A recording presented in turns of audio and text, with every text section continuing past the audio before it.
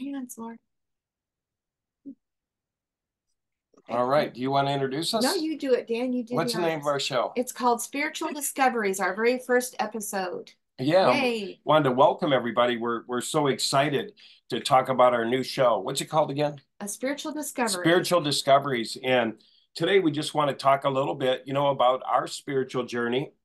As a lot of people know, I was a Jehovah's Witness for 40 years, and I came out of there, with a lot of shame, a lot of guilt, a lot of fear about God, and it was embedded in me. It was embedded in me for a long time, and I spent the first part of my life, 40 years, just living in guilt and shame. And, they told me everything pretty much that I did was bad. My sexual desires, just everything. They said, it really felt like I was under a magnifying glass. And the watchtower was in my bedroom. The watchtower was in my hospital. The watchtower was in our medical. The watchtower was in everything. And so I had to spend a lot of time healing and overcoming and rewriting and rethinking and reprogramming my mind. And it wasn't easy. I've been out for 22 years now, and it's taken all of 22 years to rewrite these programs that I've lived in. And it almost killed me. And so what's interesting is I started studying, lots of literature. I studied for about 22 years about anything I could get my hands on, books that Angela read, like Boundaries and, all different sorts of things. And anyway, layer by layer by layer by layer. And I just want to say that because it is layer by layer by layer by layer. I remember telling a lady, I said, I'm healed. I'd been out for about 6 months, and she just shook her head. And she said, Dan, it's like an onion, and I was like, what's that mean? And she said, it's layer after layer. I don't know if you've seen an onion, but it's a million layers, that have to come off us. And I didn't realize that, but there's stuff buried in our subconscious mind that's not on the surface. And that's the stuff that's even harder to get to. It's buried, and it's actually running our lives, and we can't see it.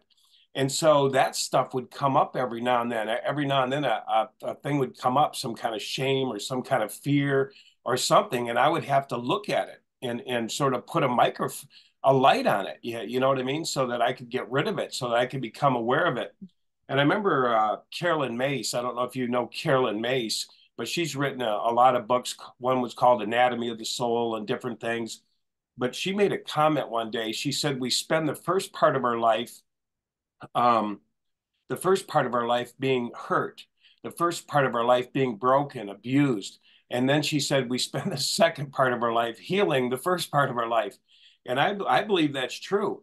And so I studied Dr. David R. Hawkins. The reason I studied David R. Hawkins, because what I didn't realize was that these things in my mind were what they called consciousness. You know what I mean? And I didn't know what a victim was. I didn't know what sadness was and grief and all these different things. I just thought that's just me. I'm unhappy or I'm angry, because for a long time I was really angry with the Jehovah's Witnesses. I was really angry. And, I really shouldn't have been that angry, because at that part of my life, I probably needed that.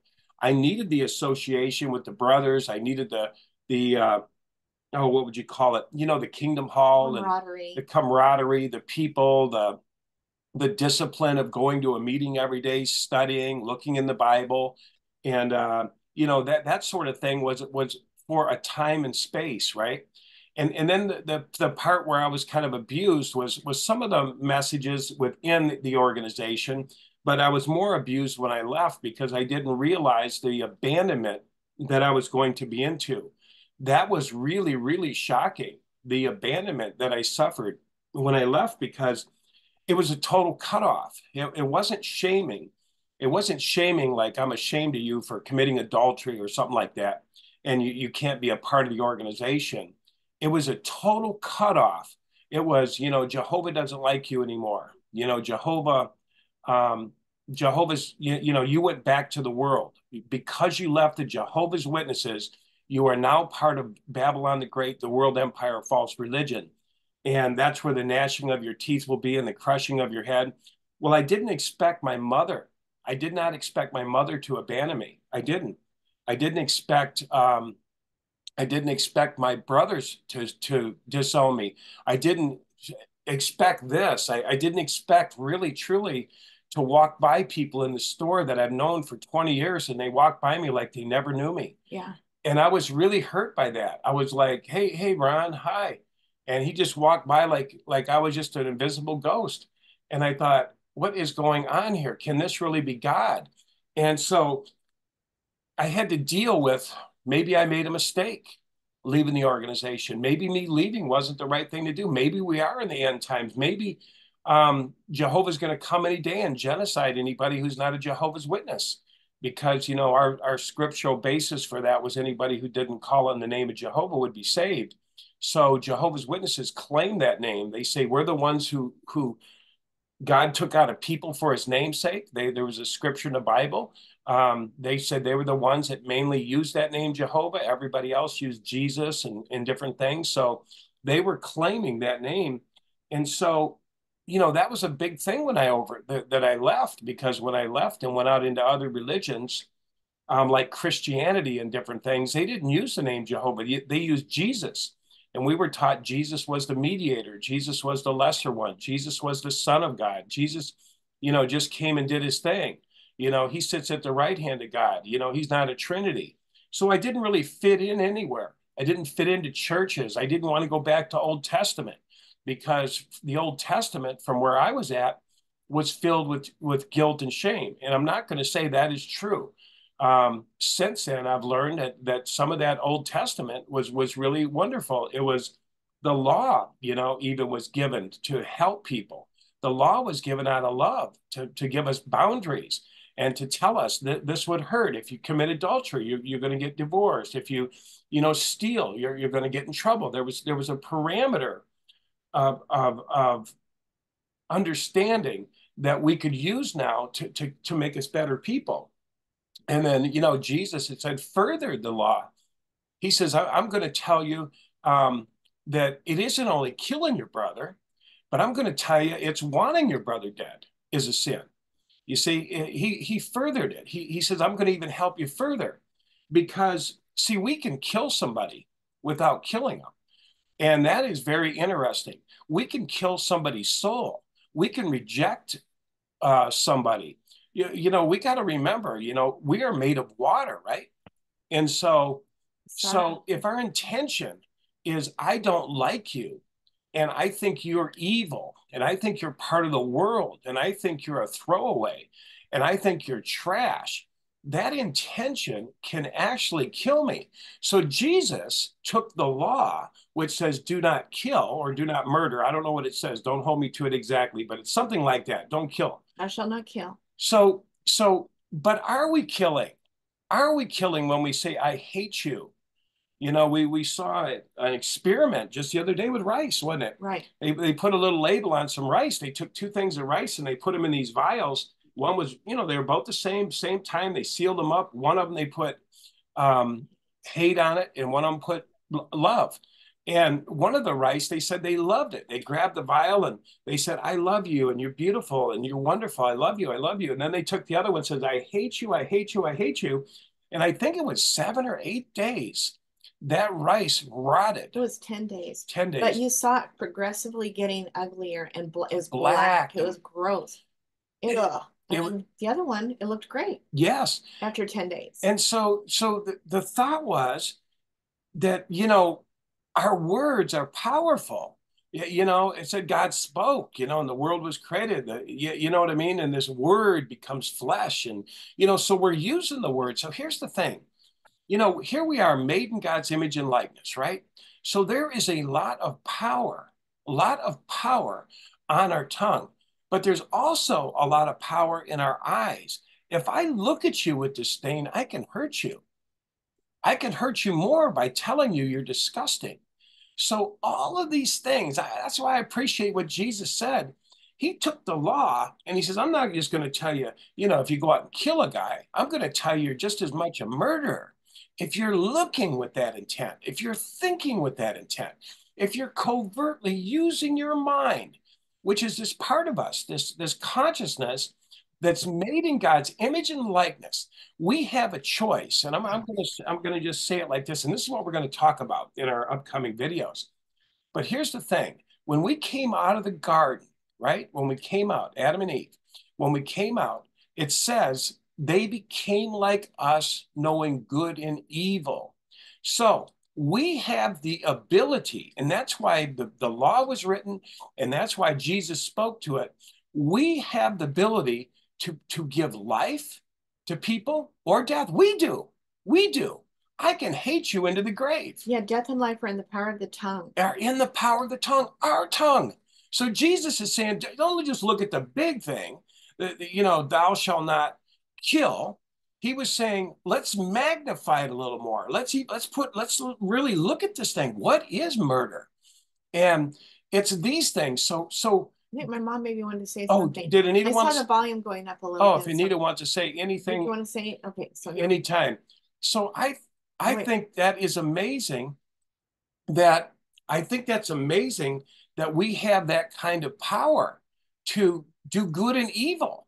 And I just think we've got to be careful. We've got to learn. Well, I don't think at first we realize we have that power.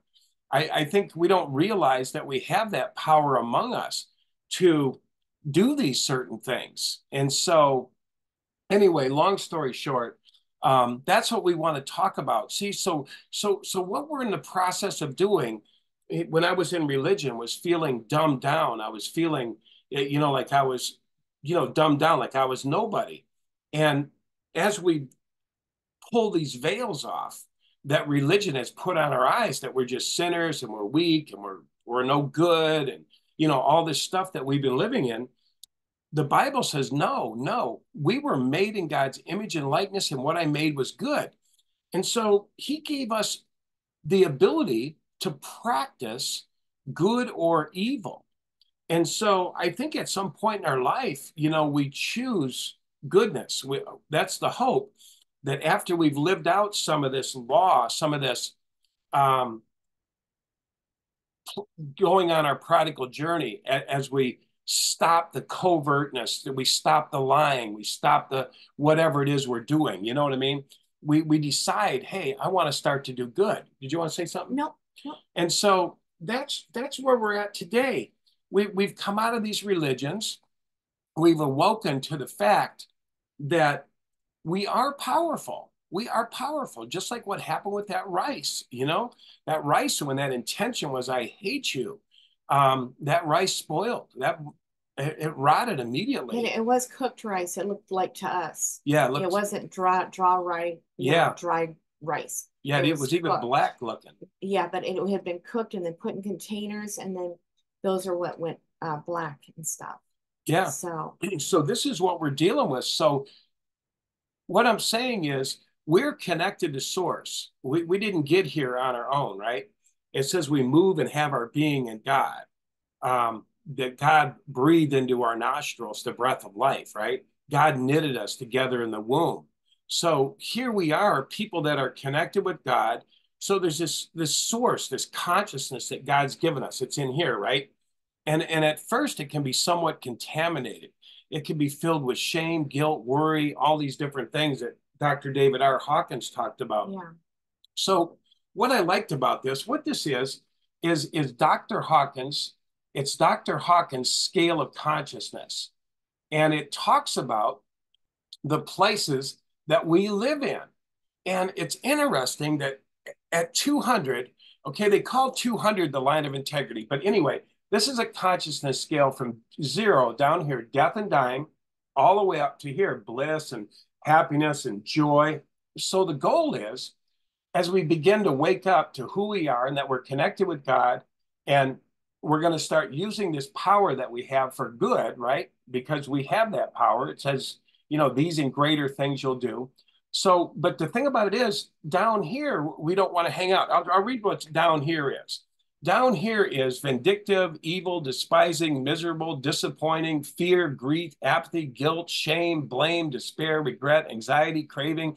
All this here will make you go weak on a kinesiology scale. Well, there's another way to say that Go ahead. too. Go ahead. So, what Dr. David Hawkins was explaining was that scientifically proven below that 200 line of integrity or honesty or whatever, anything below that where you're in the grief, anger, resentment, all those other, that you just read, you're in a magnetic negative flow of energy in your body. And so you're actually living in a negative pull of gravity even, and it's scientifically proven. So when you're living your life in a given day above that line of 200, where you're living in more of peace, more of joy, more of, those positive feelings and emotions, you're living in a positive gravity field, magnetic field, and your body is actually doing better and better and better the more you can hang out up in these upper levels. A lot of times in a given day, people go up and down kind of through it. And then hopefully, as we grow, we stabilize into more of those upper ones until we're feeling really pretty good in our body. And so it's really kind of a pretty big deal. That's why we're talking about that rice experiment, just a bit ago, because saying those negative words is like being in the lower attractor field or the magnetic negative flow in that, and you're pushing that onto somebody's body, or even onto your own self if you hate yourself. So, you want to try to get out of that as much as possible, and more and more and more. That's all of our goal, right? Yeah, because yeah, that lower attractor field, which again is below 200, right? That is what they call uneasiness or dis-ease, right? So on the kinesiology scale, if we hang out in shame or victimization, our arms will actually go weak. If you're around a victim, it can make you sick. If you're around someone angry, like I used to be very, very angry, and people like, ooh, he scares me, because it's an energy that I carry with me, a vibration, whatever you want to call it. But these can be transcended and must be transcended. And so we've got to get out of here. If we want to be healthy, if we don't want dis-ease, uneasiness in our body, we got to leave victim. We got to leave fear. We got to leave all this stuff. But how do we do it?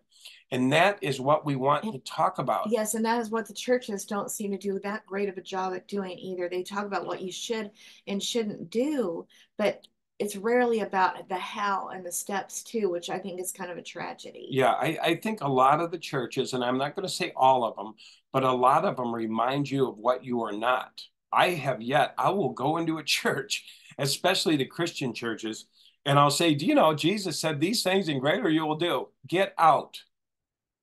Get out. We have been thrown out of our church. You know what I mean? Many churches. Many churches, because we've said, Jesus said these and greater things you do. Get out. I even had a pastor one time. I went up to him and I said, how come you guys don't try to talk about what Jesus said about the things I do? Don't marvel at what I'm doing, because these and greater you'll do. As I am in union with the Father and the Father's in union with me, that you would come into union with us. Why don't you talk about that? And this pastor looked me in the eye and he said, Dan, he says, we need to talk here. He said, listen, I don't know what you're reading. I'm going, it was Jesus who said it, right? You say you follow Jesus, right? He says, I don't know what you're reading, but he says, here, let me tell you a story. And I said, okay. He said, we put a dog on a prayer list that was dying, and we put a woman on a prayer list that was dying, and we put her on a prayer chain. And he said, we put it out. He said, the dog lived and the lady dies.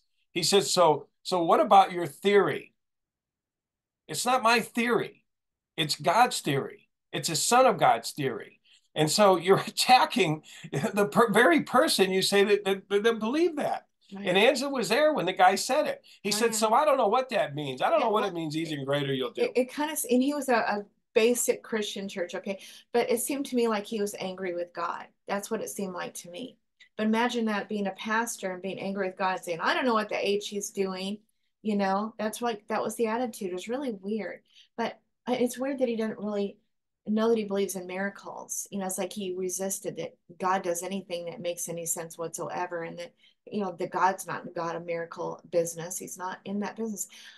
I mean, faith is important. It's like what makes everything happen. But obviously, he wasn't in the place to believe at that time, and so anything good is not necessarily going to happen. You have to believe it for it to begin to happen, and he wasn't in that space. So yeah. But there's this thing about God's will too. you know? So I wanted to get out of there. Angela wanted to get out of these places, you know? So because I wanted to be happy again, I wanted to stop drinking. I don't know why I'm drinking. I don't know why I'm unhappy. I don't know why I'm so angry. I don't know why, all these questions. So when I read this scale, I thought, boy, this sure sounds beautiful. You know, boy, if I could get this. So I started studying, this was some of them, was just a few. I don't know if you see them. And he has also this book of slides, major book. And really thick. Yeah. I started just going and going and going. And this one here really helped me. It was called Transcending, Levels of Consciousness, by Dr. David R. Hawkins, because I wanted to transcend. That's where okay. Yeah, okay. Yeah, I wanted to transcend the consciousness that I was into. So here I had God energy, right? God, the spirit of God was in and through me, right? That's what I'm talking with now. I wouldn't be talking if God wasn't making my mouth go and that sort of thing. Beating our heart. But that I can be contaminated. I can be contaminated with wrong understanding, with spirits, with all sorts of things. And so one of the things I found in Dr. David R. Hawkins' book was that this level of consciousness, where we go from unhealthy to healthy, from 200 to just over 200, was a surrendered state. It was the words, God help me. And I thought that was so powerful. And it was also the willingness to want to be honest and integrity. See, he was an alcoholic himself. And he said the day he got better was the day he said, I'm an alcoholic. Now, don't get me wrong. That's just a disease. That's not really who we are. Who we are at the core is something much greater. That's what Jesus was talking about. But obviously, we're not there yet. I wasn't there yet. And so the question was, like I said again, how do I get there? And so the first thing to say was, I'm not there. I'm not there. I'm angry. See, that's that coming clean. That's coming out of denial. That's that integrity level at that 200 weird. Yeah. And so it shows on the scale here. Yeah. I'm unhealthy. I'm not whole. I'm not happy. I'm miserable. I was even walking like a hunchback, like this when Angela met me. Yeah. I was depressed. I was drinking, doing all sorts of things. And I thought, so I admitted that to myself. I said, I'm miserable. I was even a victim. I couldn't wait to tell people about their religion and what they'd done with me. Although at one point in my life, they might have saved my life. But at another point in my life, it was a means to an end. Religion was a means to an end. That religion was a means to an end. At one point, it served me. At another point, it didn't serve me. It was a means to an end. I enjoyed the camaraderie, the assemblies, the association. But at another point, they didn't believe in miracles. They didn't believe in healing. They didn't believe in anything like that. We had to wait for the new system. We had to wait for the new world to behold. There was nothing in there about healing, although Jesus said, these and greater things you'll do. And so anyway, once I admitted, once I said, I'm sick consciously. At the core, I'm pure. At the core, there's a God energy in all of us. There's a spirit of truth but I had veils. I had these covers over my eyes, and they had to be removed. So I had to say, God, I'm sick. If anybody wants to say anything, just kind of butt in. Yeah. At any point, and we can hear you very easily. So. Yes. So Hawkins had, I started reading his books, and I was trying to find the golden key that could transform me, the golden, the power. Where's the power for Dan to rewrite the forces actuating the mind? Actually, it wasn't me rewriting, it was God rewriting, right? What is the power, the force for God to rewrite the forces actuating the mind, the dysfunction? In the Christian Bible, it says, be transformed by the renewing of your mind. It's in the New Testament. Yes. So that's the way the Jehovah's Witnesses say that verse, by the way. Yeah. And I like the words what Jesus said. I wanted to believe my body could be healed, and I've had some healings. I've had a couple of very miraculous healings. It's unbelievable. And so I know healing is real. I know God can bring us to homeostasis. I know homeostasis is what makes all things new in us, if we can get to that point where our minds aren't running to show. And so anyway, long story short, I found this in one of Dr. Hawkins' books, he was called. He said that it was kind of like, to me, it was like the magic word. He was saying, you know, you need to say, God help me, God, Heavenly Father, Almighty Father, Lord, capital L, Jehovah, help me. I need help. And he made this distinction that I thought was interesting. If we Can you need, hear me? yeah, Oh, I'm sorry, I didn't mean to interrupt you. I've go been ahead, trying to go ahead. We're good. As you know, hi, my name's Anita, and I've been on this journey. It is absolutely incredible. I am rough times, good times. Watching you, Dan and Angela, walk through your walk has just been very exciting. But one of the things I'm working on right now, I'm working on a new book, and it's about thoughts and how important our thoughts are. And you were saying, I am an alcoholic. I have a problem with that now that I'm looking at words, because we build our world, our bodies, our lives, one thought at a time. So our words are important, and each step you guys have taken has been so exciting. And now I'm taking it too, and I'm trying to draw a cartoon book explaining how our cells talk to each other. Every word, Yeah. every thought is so important. Love is the key. Love is the key. So I'll shut up. But No, that's a great anyway, point. No, and can I say one thing Yeah. too, Mom?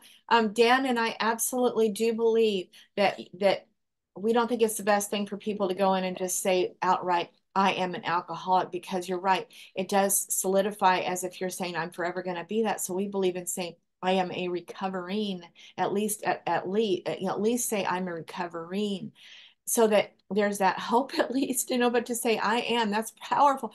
Anything I am, whatever comes after that, is creating that very same thing. I think it's very, very Yeah. serious. And it was, and like I said, it wasn't who I was at a core. And I'm glad you brought that up, Anita. That Me was a good too. That was a point. really good point. Because yes, Alcoholics Anonymous wants you to say that at every meeting. And that was a great point. Yes. You know, I am an alcoholic. I'm Dan and I am an alcoholic. They wanted us to associate with that. Yes. So what's interesting was about the group. I'll just tell you a little bit about the group since I was in the group.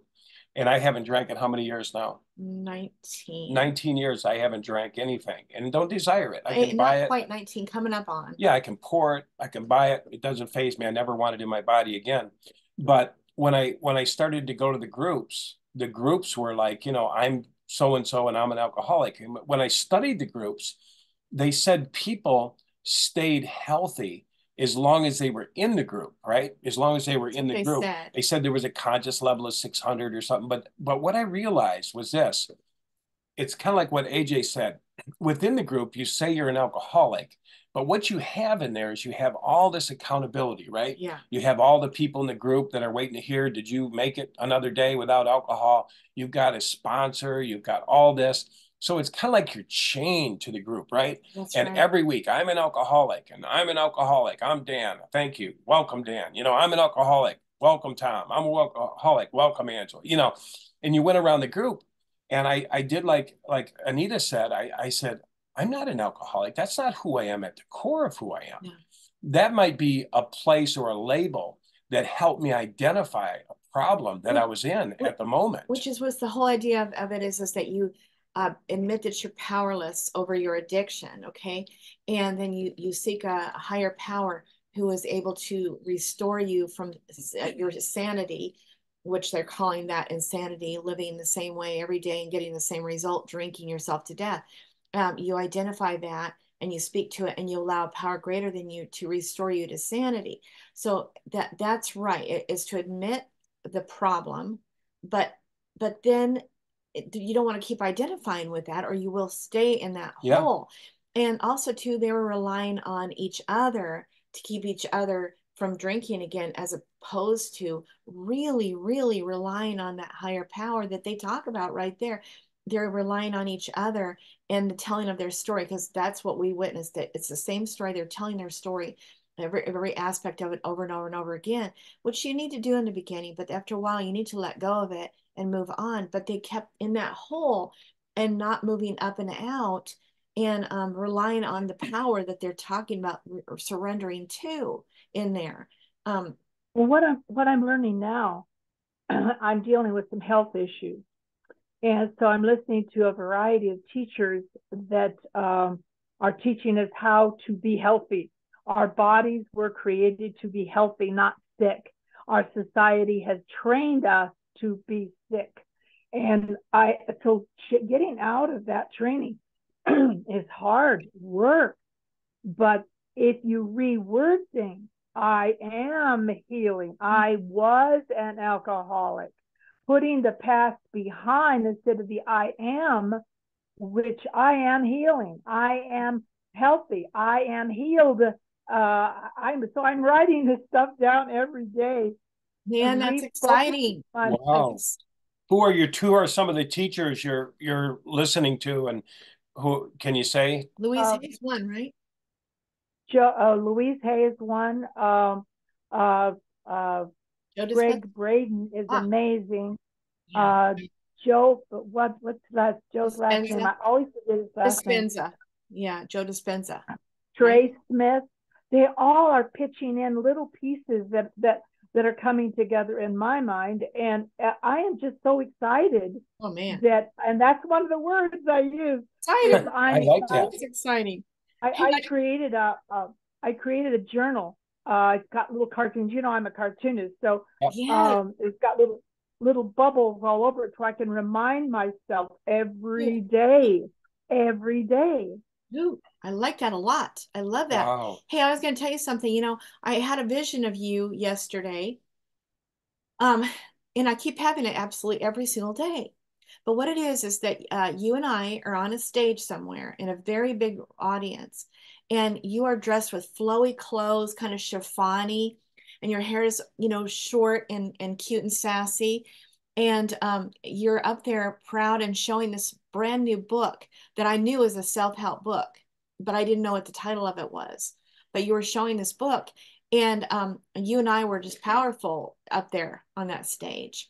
And you were so healthy and so happy and so content. Wow. And so having gotten above everything that you've been wanting to rise up above and out, and powerfully now teaching what you had discovered. And here you are telling me you're writing this book that is exactly the kind of book I saw in my vision. So anyway, that's way exciting to me that you are now telling me this. I'm like, oh my gosh. Yeah, and I got a question for Anita too. So my question, Anita, you know, you're heavily into, you know, religion and that sort of thing, and some of these things are sort of new. You know, they call them new age. You're really not new age or old age, but how do you transcend the fear of coming out of strict religiosity? I don't know, maybe you weren't in that, but how do you deal with it, you know, coming into this what they call newer understanding? Again, I don't believe it was newer understanding, but was that a challenge for you, coming from, you know, limited perspectives and coming into this? Oh, Dan, it's an incredible journey, because what I started seeing first a few years ago was boxes, people in boxes, their beliefs in boxes. And I realized that there's so many people like a prophecy. I've been looking at prophecy and what it is and what it isn't. And I thought it was cast in stone. And what I'm finding out now, listening to a variety of different people, it isn't cast in stone. There are things that are going to happen that were prophesied from years ago that don't have to happen if we change. Because the prophets, when they were preaching, I mean, look at Nineveh, okay? The prophecy was that Nineveh was going to be destroyed. Right. But the people changed. They listened and they changed. So we don't know. God says he hears our prayers. If he's hearing our prayers and we change, then guess what? Everything around is going to change too. Yes. It doesn't have to stay. I mean, right now I'm battling some health issues.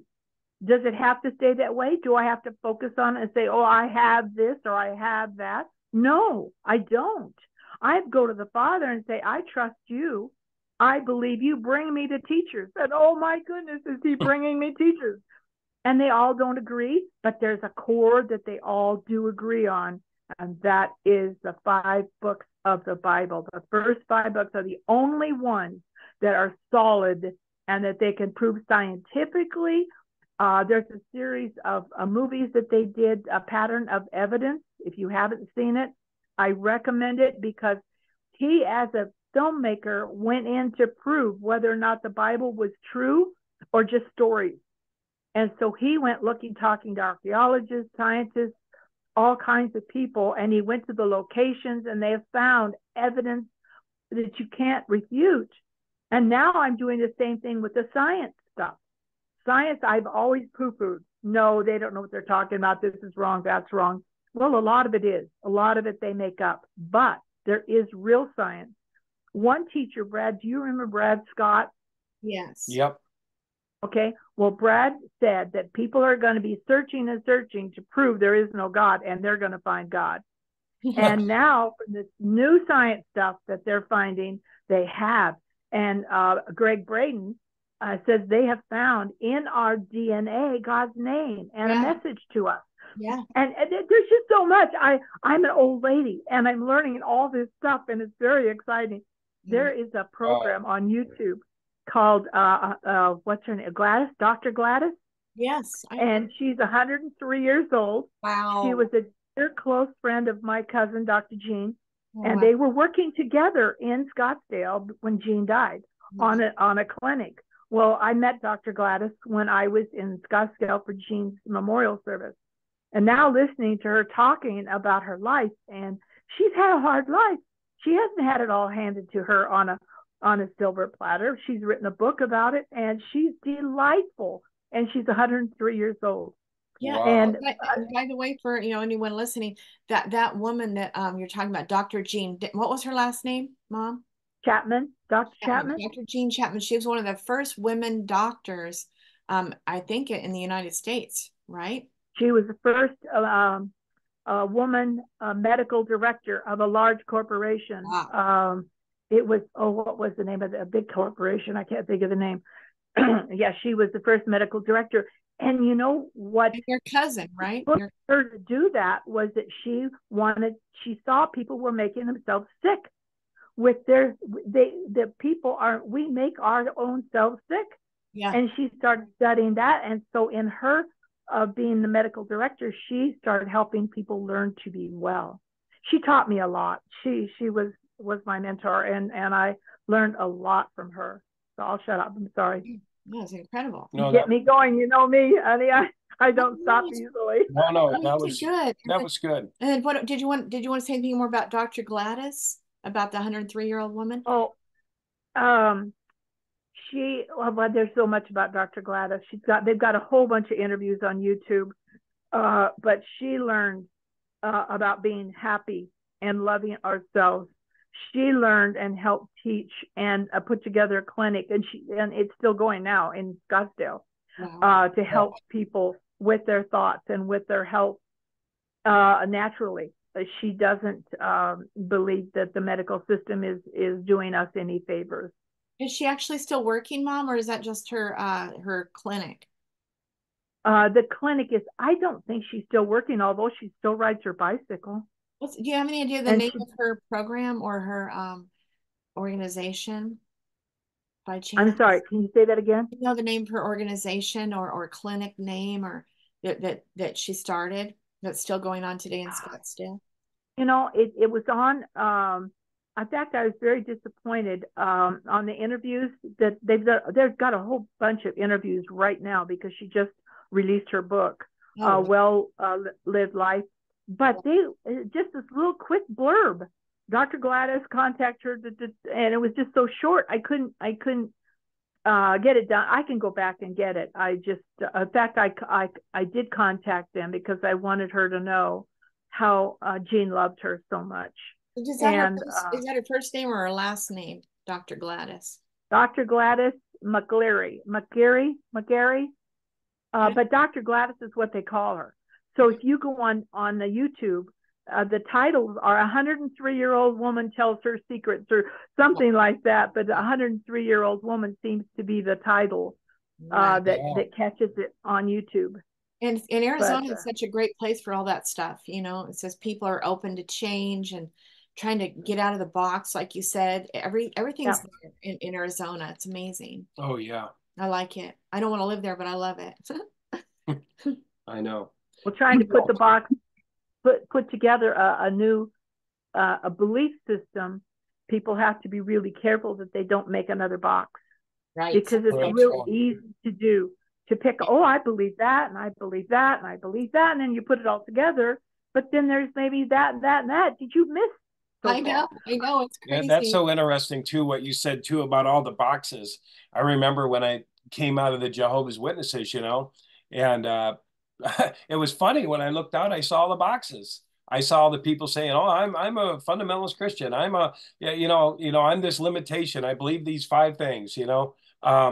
And it was like, no, no, no. Like you said, yeah, they just created another pen to go in, another pasture to worship under, and another limited personality. You have And somebody to tell them what to do, so they'll feel safe, you know. yeah, and we know the Well, source, God, is unlimited, so here we go into this, these places, but they're just more of the same. Go ahead. well, so Dan, it's like when you first got out of your religion, you jumped into another box. You Yeah. jumped into a very angry box, and Yes. you had to grow out of that one. But it's amazing how you pick up something from each box. So if what is it? Romans 8:28, it says all things work together for good to those who love God and are called according to His purpose. If you're being called, and I know you are, but anybody being called and God's working with them, He may let them go through a whole bunch of muddy boxes, Oh, to yeah. get the information that He wants them to have. Yeah. Yes. Yeah, I was just gonna say about Dan going into a box that was angry. Actually, he went into another box, but he was angry about the witnesses trying to get over that anger in that next box. But and that, which is a very, very helpful place. But he was still very angry, and I think he's just now starting to not be angry. Just maybe the last 6 months, really releasing that anger, and still not 100% over it either. Yeah, Well, go ahead. I was just going to say, Dr. Gladys was laughing when one of her interviews, she was 83 when she learned this really great lesson. and so it's not like you stop learning when you're 60 or 70. She's still learning, and she's 103. She said, I'm still learning. Oh, yeah. Wow. We'll never stop learning till the day we die. I was going to tell you, me and Angela were trying to talk about on the radio show. We've been trying to talk about the guilt, around sex and different things, and trying to do it tactfully and stuff, because the religions have had us under such shame. And so me and Angela would bring it up every now and then on the six screens about, I'd always tell my story about going to the elders and saying I masturbated and stuff, and how they disciplined me really harshly and told me there was something wrong with me and told me I was a freak, and you know what I mean. And I believed I was a freak, because when a man 70 years old looks at you and says, you're broken, you feel you're broken. He just put that spell on me. He's the elder. He's he's never had this problem. It was only me. And so because I believed it, I started to get very sick. I started to get ulcers. I started to get bodily problems. I was in dis-ease this whole time. So me and Angela I started sharing pretty openly about this. I shared on 3ABN, 3 Angel Broadcasting Network, with the Seventh-day Adventist. And we put it out there. They didn't want to play the show. They said it was too graphic. It was too this, too that. And we drove all the way to Illinois or Indiana, wherever their broadcasting network is. And we said, wow. And they said, we don't know what to do with it. And so they ended up playing it. They put a PG-13 on it. And it was the #1 watched presentation celebrating life and recovery that they ever had. It's called Am I Too Crazy for God? Yeah. And it was because somebody was willing to come forward. And I told those elders, when are you elders going to get real? When are you going to actually be able to talk to a young man about this, as opposed to being guilt-ridden? So we talked about this. We talked about it on the 6 screens, and it was very, very shy. Well, last night, some people did a show on it. And it was huge. Oh man, it was incredible. It was incredible. And they Oh. were very open. And, you know, you men, you've got to learn about your wives and her body and this. And it was so deep. And I was like, oh my God, it's out there. It's out there so people can hear, even if they didn't want to come on the show. It was like, let's talk about it. There was a man, his name was Dr. Gilbert, Dr. Robert Gilbert. And he's with the Vesic Institute. And he was talking about older men leaky sexual desire. And I was like, whoa, you know, that's kind of weird. Well, some guy asked him about it. Now, this guy's like an intellectual, he's spiritual. And he says, yeah, you know, this kid asked him, you know, there's some symptom called leaky sexual desire, old man desire or something, you know? Something like that. And I was like, whoa. And what is that? And I thought, man, is Dr. Gilbert going to address that? And Dr. Gilbert says, oh, absolutely. That's a tremendous problem today, older people acting out. And I'd like to really talk about that. And what he basically said was that we were not allowed to allow this part of ourselves that needed to come forth, that needed to emerge. It's been suppressed. It's been pushed down. We've been told we're bad. Don't talk about it. Hide it, hide it, hide it. So it's suppressed. Like priests, for example, who are, you know, celibate and took the vow of chastity. Yes. And all of that. And they're suppressed for so long and it comes out. And it comes out, little boys, perversions, different things. But he said, I just wish everyone would have their little prodigal journey. But what he said most importantly were that all of these were energies that God put in our Bible, become fruitful, become many, fill the earth. And they were supposed to come forth. And then they were supposed to be sorted out. And he said, so most of us never sorted that out. We were just told to hide it, suppress it, move it back, you're bad. And so he wasn't saying it's a free-for-all either. But what was interesting was I watched a clip, and it was Lady Gaga, and it was the Dalai Lama. And they were showing the Dalai Lama, and the people were saying, watch the Dalai Lama, how he's acting around Lady Gaga. And Lady Gaga had these pants that had big holes in them. Yeah. And the Pope, or not the Pope, the Dalai Lama kept reaching over and touching her raw leg. And she would go like this. What are you doing? And she's looking around like, are there hidden cameras? Is this like a joke? And he starts smelling her. He started getting real close to her, and you could see him, you know, smelling her. And she was very uncomfortable. And I thought about what Dr. Robert Gilbert said about leaky sexual old men, sexual whatever, and I couldn't believe he answered it. He said, but that's why you find these gurus and different things that have said they were going to be chaste and all this, and they've suppressed it. So when the guru girl comes along, all of a sudden she's attacked, or she's, you know, the guy wants to have sex, or he's flirting, and the people are like, how could this be? The guy seems gifted. The guy seems like he has some spirituality, and how could he be this other thing at the same time? And he says it was because it never had the opportunity to put it in the light of good reason and be sorted out and be alchemized and be settled.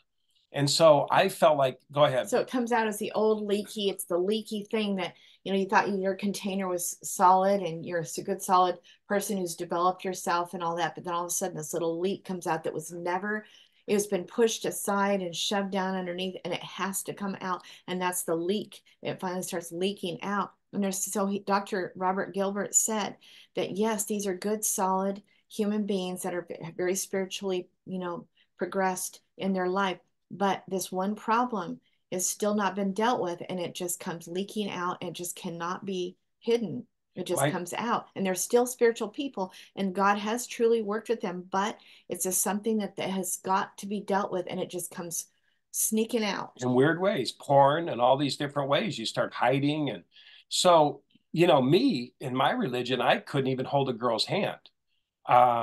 Yeah, you know, and I'm going to tell you what I learned from the show last night, but I couldn't even hold a girl's hand. I kissed a girl one time. Yeah, you know, a little kiss. And my dad came down the road, literally 60 miles an hour down a gravel road, and slid up to my bumper, grabbed me by the ear and pulled me in the car.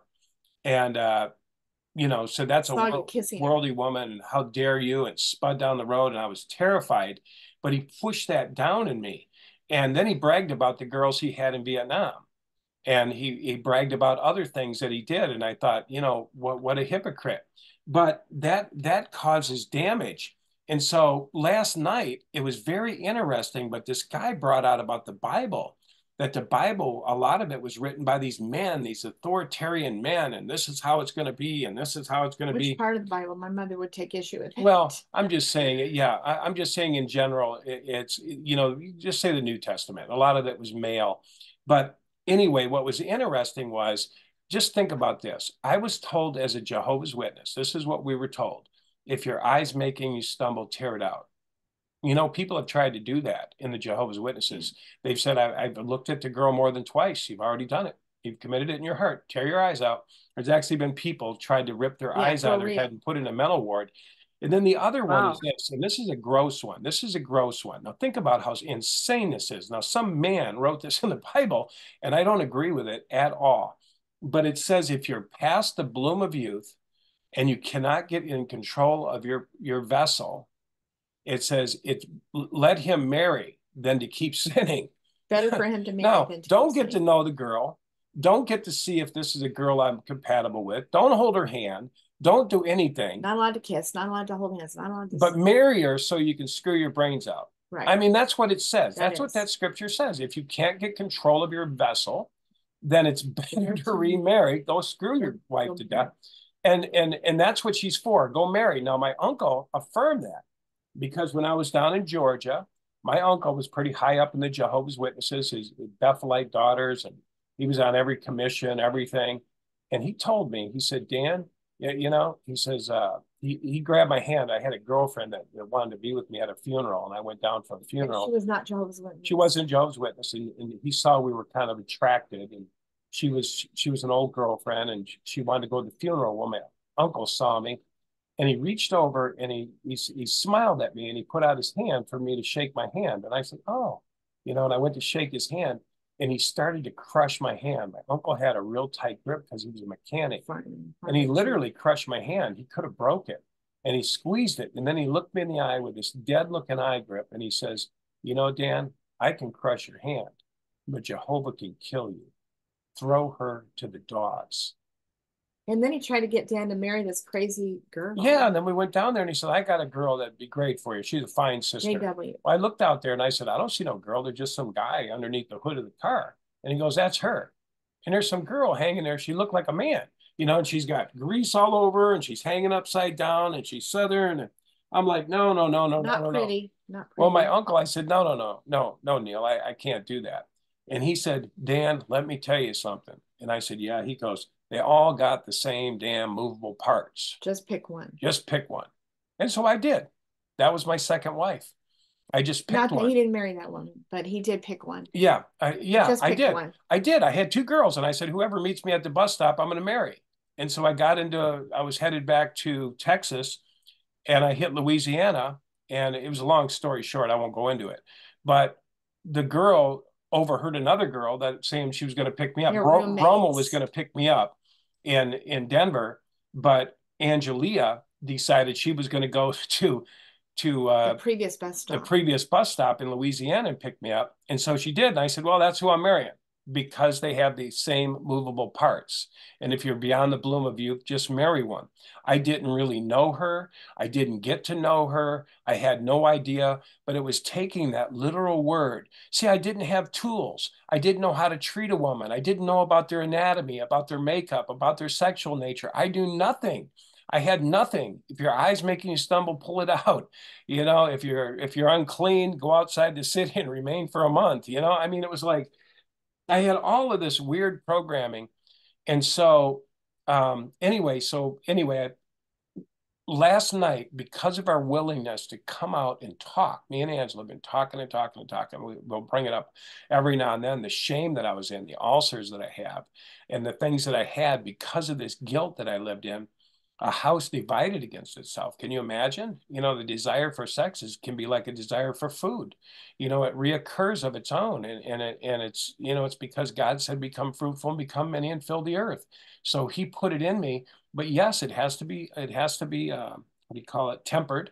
And but I wasn't taught any of that. It was black and white. It was good and evil. And it was part of you know, Satan. It was part of being spirit demonic, you know. And so this Dr. Gilbert talked about it. He said, when you take sexual stuff and make it demonic and, make it part of Satan, he said, now that's why they had these, the seances and the children killing and all this weird stuff. He said that nobody would go to if they were allowed to explore and move about and allow this thing to come forth and work these things out. But it was just kind of beautiful. Last night, the show went on from 7:30 to 3 in the morning. She said 3 in the morning. Wow. People are hungry to talk about this. They were lined up. They couldn't stop talking oral about sex, anal sex, everything, every kind of thing you can imagine known to mankind that no one has ever talked about. Yeah, because one lady says, well, when you get older, you can't get in certain positions because of your hips and because of your this. So does this make this wrong? Based on the position of the Watchtower organization, what you're allowed to do and what you're not allowed to do. They're saying we can't do these choices. They're not available to us. So now what? Why can't we do the oral sex? Or, they had all these questions. They just went on and on. It was great. Yeah, something that's taboo, something that everybody deals with, somebody that everybody, and I said this, I said, I have to feel this. And Rick Fearon was saying the same thing. There has to be something behind that kind of guilt and shame. And I've been learning that shame and guilt is a form of control. And so in that sense, I was being controlled. Well, what can I do to overcome? Well, just keep coming to meetings, try to go out door to door more, maybe do some pioneering, try to do this. It was never explained to me that this was something that was partly natural and the thing that Dr. Gilbert said. And so all of this was brought out last night for the first time in a very big way on a radio show. You know which one it is, Anita.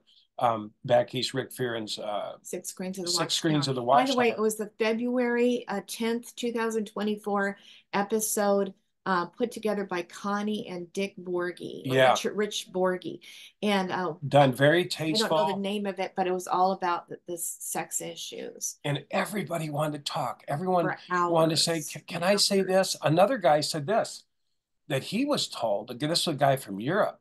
He says, "I was told that if I have sex with my wife, I'm raping her." Yeah. And so he said he would be in the bedroom, doing his thing, foreplaying, but he couldn't get past that. And he got divorced because his mother, Jehovah's Witness, said that's a form of rape because she felt like she was raped because there wasn't love in there. There wasn't this. And the guy just got off. And anyway, it was this open discussion. And I thought, my God, please, thank you, Lord, for setting some people free. Why can't we talk about this thing? Why is it so taboo? Why? And so last night, it binds people up, and then they have to live in secret. Then they have to live in hiding. Then that just causes more of the same problem. Yeah, like to celebrate recovery. Me and Angela went over there one time. The Celebrate Recovery was bigger than the church. The Christian 12 step. It was a Christian 12 step, celebrating life and recovery. It was bigger than the church. And all the men were sexually addicted, or they were told they were sexually addicted. And it was sad. And they were all acting out. They were all hiding. They were in porn shops. They had girlfriends. And it was like, oh my God. What was even worse is that somehow by telling it to a group that has to make promises that they will never tell anyone outside of this group, then it made them feel safe to tell the story out loud and get it off their chest and then continue doing it.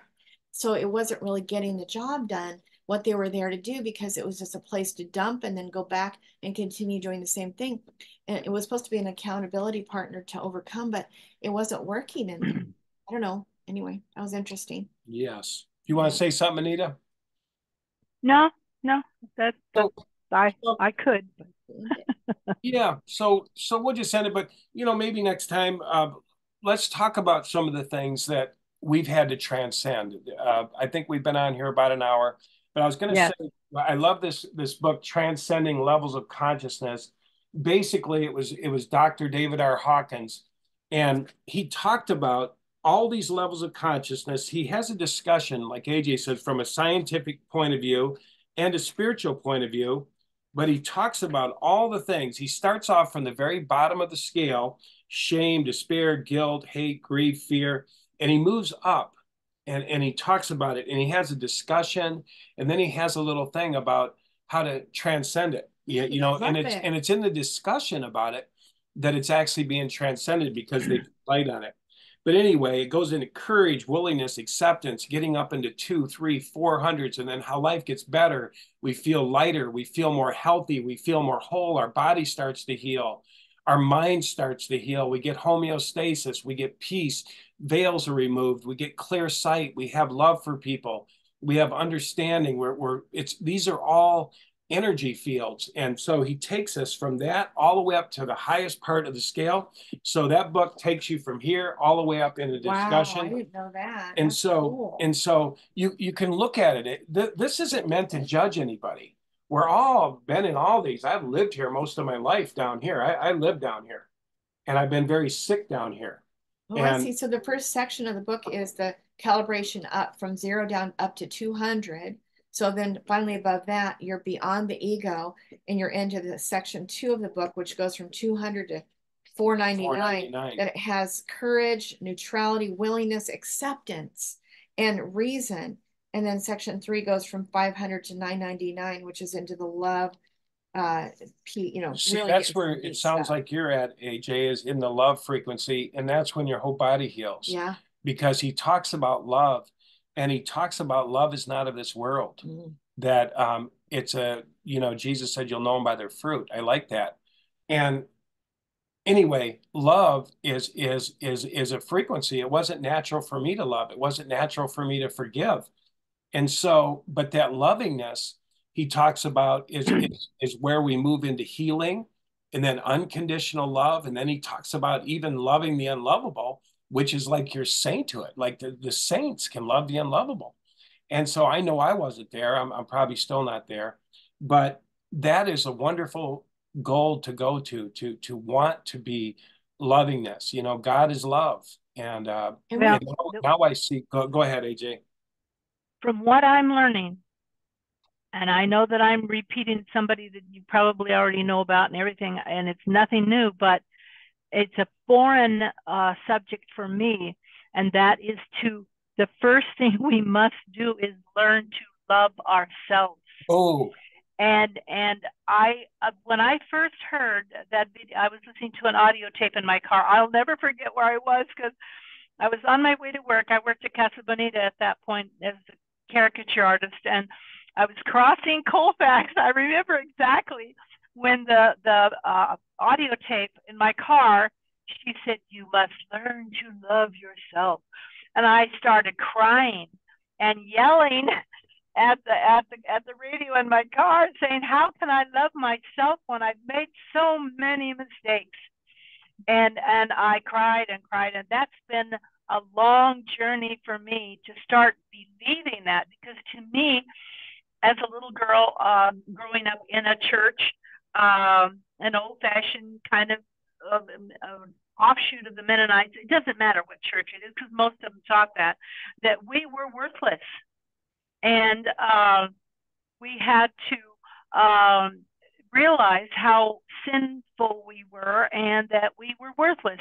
And so I grew up believing I was worthless. And so to look at somebody saying you have to learn to love yourself. I mean, Louise Hay wants you to look in the mirror and look in your eyes and say, "I love you," and really mean it. And it's not the kind of love where you put yourself in front of everybody else. It's a respect. It's a compassion. It's a understanding. It's not the word love. Like that word love, one of the things I wrote was, love is just a 4-letter word without time. And you can say, "I love you" all you want, people, whether it's your children or your lover. It doesn't matter who it is. If you don't give them the time that they need, if you don't really show the love, then it's just a 4-letter word.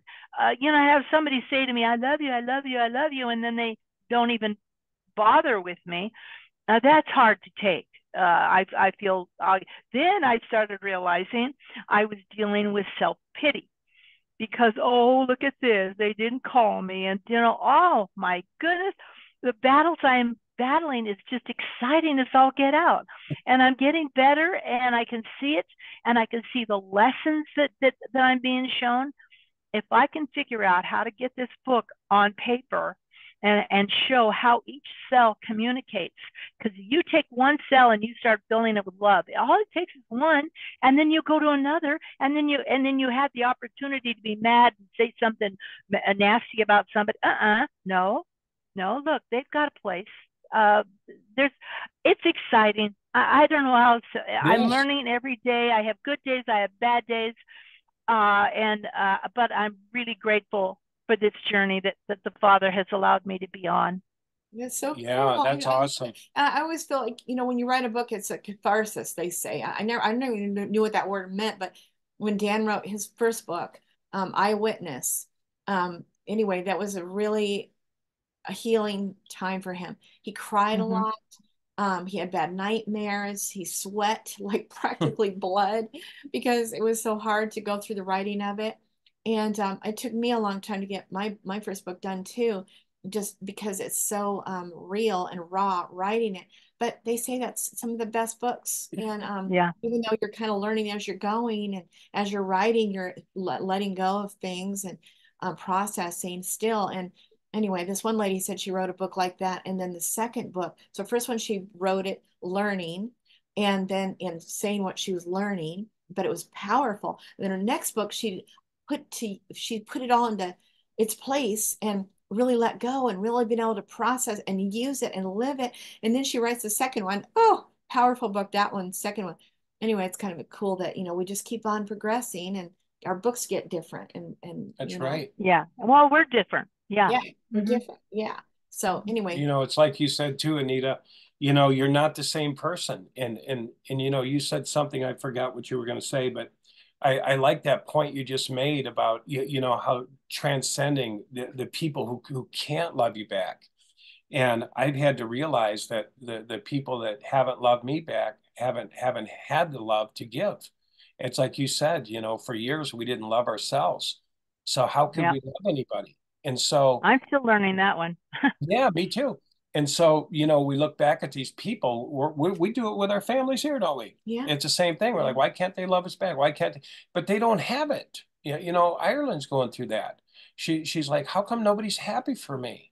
I'm getting married. How come nobody said congratulations? We were at a going away party for her last night and at a little Thai restaurant, and all the relatives were there, and she came home feeling bad. She says, nobody wished me well. Nobody's happy for me.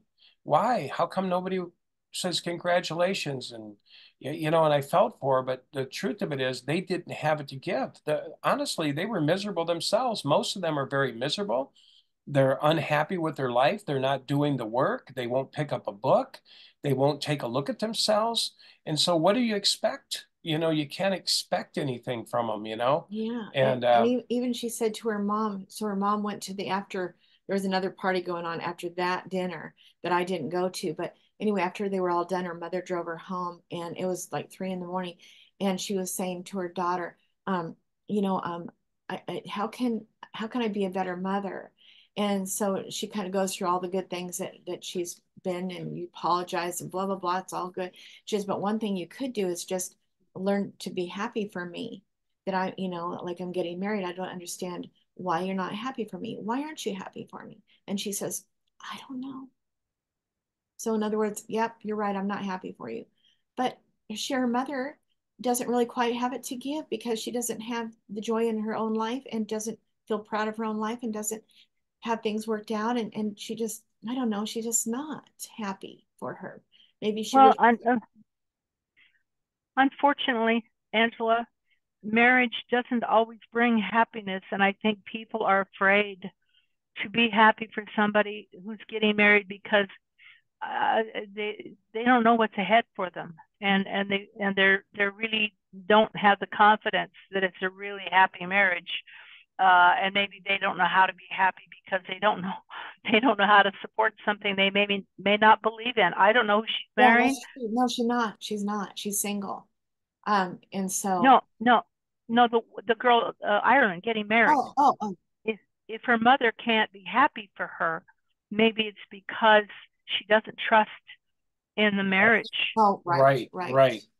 Which anyway, when I just want to say something along that, which is an energy like we can put into the rice, because I don't know how much you like the prodigal son story, but I like it because the prodigal son story realized that the young boy had to go out and live his life and do his thing. He didn't run after him. He didn't try to fix him, and he loved him. While he was going away, he gave him his inheritance, and he basically said, God bless you on your journey. So I've kind of come to that point because, yeah, I've lived a while. I'm in my 60s, and yeah, I know more than I did when I was 20, and I might think that might be a bad choice or a good choice, whatever. But I've learned that it's really none of my business at a certain point. I'm going to pray for you. I'm going to hold the intention that That's right. Because Right. relationships, they're going to learn one way, and they're going to learn from it. It's going to be, relationships are your highest learning. Me and Angela, we've had so much learning together and bouncing things off and tensions and, different things. But why can't, and I had to get into that. So I understand where her mother is because I've been there. But one thing me and Angela said is we got to stop being like the parent now. We got to let our daughter grow and let her grow up and wish her well and hope her well and just say she's going to get everything she needs out of that relationship because that's where it ended up. Good and bad. And good and bad.